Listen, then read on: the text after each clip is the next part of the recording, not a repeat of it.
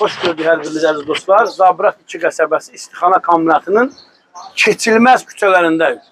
Deməli, səhər saat 9 radələrindən biz bu küçələri gəzirik. Nə icra hakimiyyətinin başçısı var, nə onun müavinləri var, nə qəsəbə bələdiyyəsi var, nə icra nümayəndəsi var, nə Azərsu var. Heç kim yoxdur.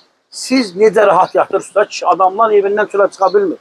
Hərənin əlində bir salafanda bir sapoq, keçilməz vəziyyətdə və eyni zamanda zəhmət olunması yaxınlıqda operator Əliyev Salih Namiq oğlu. Şəhidin düz qapısındayıq.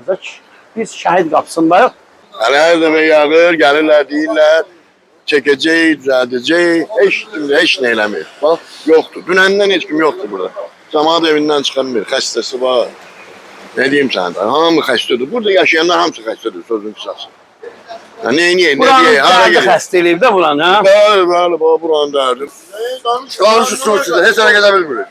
Ne çölə yala bilmirik, ne bir şey deyə bilmirik. Uşaq qalır evdə çölə çıxa bilmirik. Biz daha önce batırıq gedirik burada. Gedək mənim də evimi çəkin. Gedirik. Düz var dizləndi. Allah'ın həkimdən uşaqlarım qalıb ikinci mərtəbədə aşağı. Öz evim suyun içindədir bir dəqiqə, hər hazırda. Gedək bizim həkimə çəkək. Çəkək bir əncam eləsinlər. Və batıb gedirik şu. Xaladenik qalmayıb, televizor qalmayıb, paltar yüyən qalmayıb. Elə ildə biz hər şey almalıyıq. Gəlsinlər bir yerə çıxsınlar. Amma gəlirlər ev pulu, su pulu, işıq pulu, qaz pulu istəyirlər. Amma dərdimizə əlac eləyən yoxdur. Ha, değerli dostlar, adam evindən çıxa bilmir.